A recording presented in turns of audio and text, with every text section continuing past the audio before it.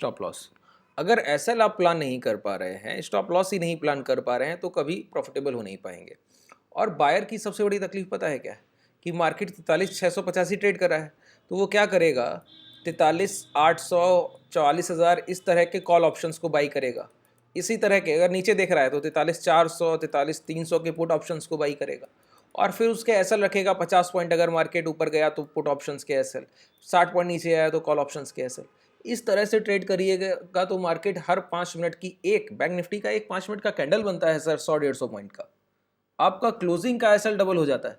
अगर closing basis पे 60 point का एसएल रखिए, 150 पॉइंट नीचे कैंडल क्लोज करेगा, आपका जितना रिस्क आपने प्लान किया था उससे डबल वो पैसा लेकर जा रहा है आपसे। तो इसको आप देखिए, जब तक आपके हाथ में कोई एज नहीं है, ऐसा समझते हैं कि स्किल नहीं है वो कि आप ऑप्शन बाइंग बहुत एक परफेक्टली कर सकें, लेकिन आप ऑप्शन बाइंग करना चाहते हैं तो क्या कीजिए, पोजीशंस को हेज कीजिए। इससे क्या होगा, आपको दायरे मिलेंगे, जोन मिलेंगे कि आप 43,685 पे ट्रेड कीजिए। अब आप एसएल रखिए 43,500 के नीचे, आपको लॉन्ग करना है बेशक कीजिए, कोई मना नहीं कर रहा है। 43,685 पे प्राइस चल रहा है, आपको लगता है ऊपर चल के जाएगा, बिल्कुल लॉन्ग कर दीजिए, मैं मना ही नहीं करता। लेकिन अब आपको स्टॉप लॉस अपना 43,500 के नीचे रखना है, बिल्कुल क्लियर होना चाहिए। कितना पॉइंट्स है स्पॉट प्राइस वाइज, 185, लगभग 200 पॉइंट राउंड फिगर में 200 पॉइंट नीचे हम लोग स्टॉप लॉस प्लान कर रहे हैं।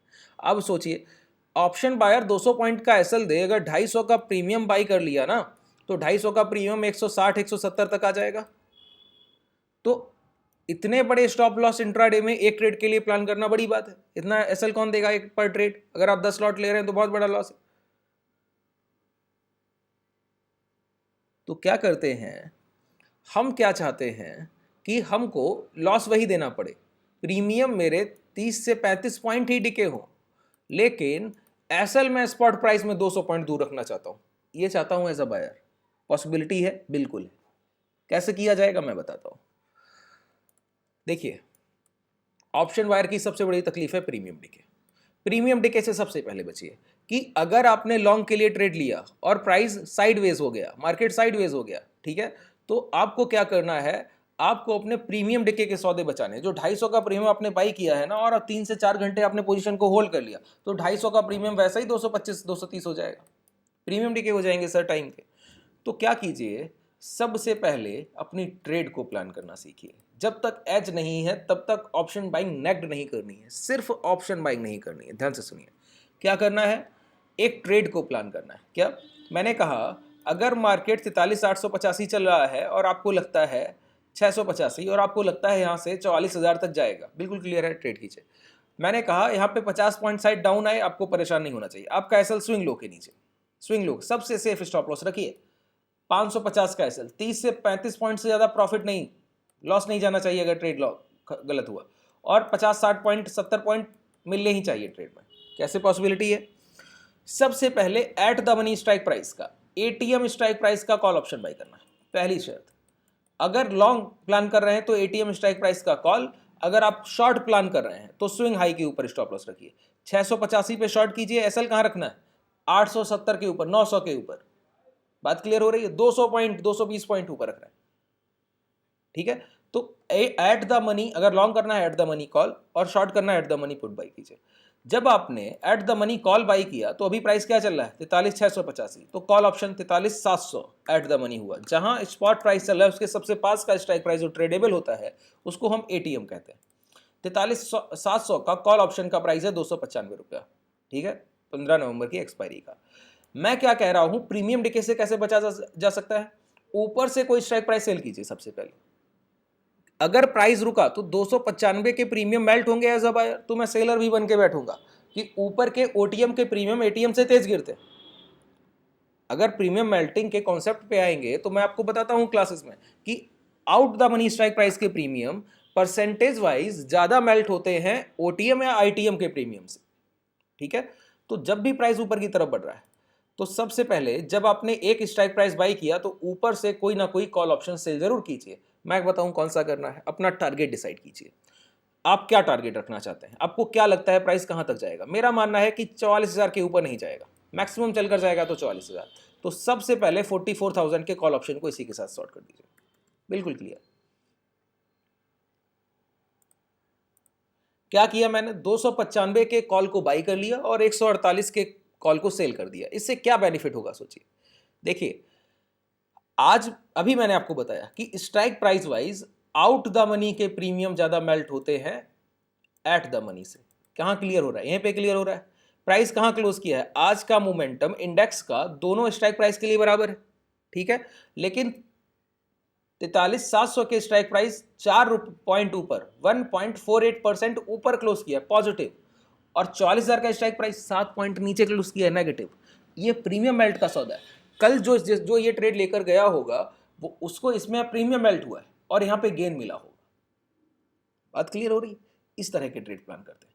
अब आपसे कोई पूछे कि इस ट्रेड में आपका मैक्सिमम लॉस क्या है, अब जब आपने सिर्फ एक कॉल ऑप्शन को बाई किया था, एक कॉल ऑप्शन ही बाई किया था 43,700 का, तो आपका मैक्सिमम लॉस था 295 पॉइंट, ठीक है।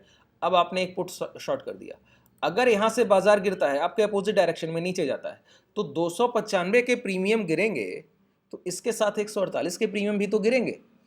अगर 295 का प्रीमियम 50 पॉइंट डिके होगा तो ये भी उसका लगभग हाफ है, ये भी 25 पॉइंट्स के आसपास डिके होगा। बात क्लियर हो रही है। तो आपका नेट लॉस कितना रह जाएगा, 25 पॉइंट।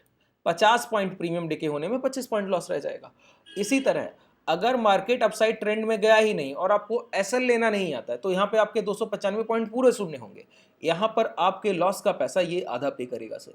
अगर मार्केट यहाँ से नीचे चला जाता है और आप स्टॉप लॉस प्लान नहीं करते हैं तो पूरा पैसा जीरो नहीं होना है, नहीं बिल्कुल नहीं। आपके 295 में से 148 रुपए प्रॉफिट के तौर पे बच जाएंगे। और इस ट्रेड में मैं आपको बताऊं टोटल रिक्वायर्ड मार्जिन 20,000 नहीं है, टोटल रिक्वायर्ड। आप सोचते हैं सेलिंग करने चाहेंगे बहुत पैसा ले लेगा, नहीं भाई, आपने एक लिमिटेड रिस्क लिया है। आप सेबी के रूल के अकॉर्डिंग ट्रेड कर रहे हैं, हेज कर रहे हैं पोजीशन को। इससे बेहतर कोई ट्रेड प्लान हो सकता है क्या, नहीं हो सकता है। तो 295 के प्रीमियम को आपने बाई किया है और 148 के प्रीमियम को सेल किया है। आपसे कोई पूछे टोटल लॉस, तो पहले टोटल प्रीमियम में से इस प्रीमियम को माइनस कर दीजिए, ठीक है। तो आप पाएंगे कि ये टोटल जो आपको दिखता है 150 और 147 पॉइंट्स के आसपास, 145 पॉइंट, 145, 40, 47 पॉइंट के आसपास आपका टोटल लॉस हो सकता है, अधिक से अधिक। इससे पहले कितना हो सकता था, 295। हम लोगों ने अपना टोटल लॉस, अगर एक्सपायरी तक भी बाजार ना चले, 43,000 चला जाए, 42,000 चला जाए, तो अब मेरा आधा लॉस होगा। बात क्लियर हो रही। और पोजीशन है अब अगर मार्केट यहां तक गिरा, सोचिए मेरा स्टॉप लॉस है 43। अब ऐसा तो है नहीं पोजीशन को होल्ड रखना है पूरा 147 पॉइंट मार्केट होती, बिल्कुल नहीं।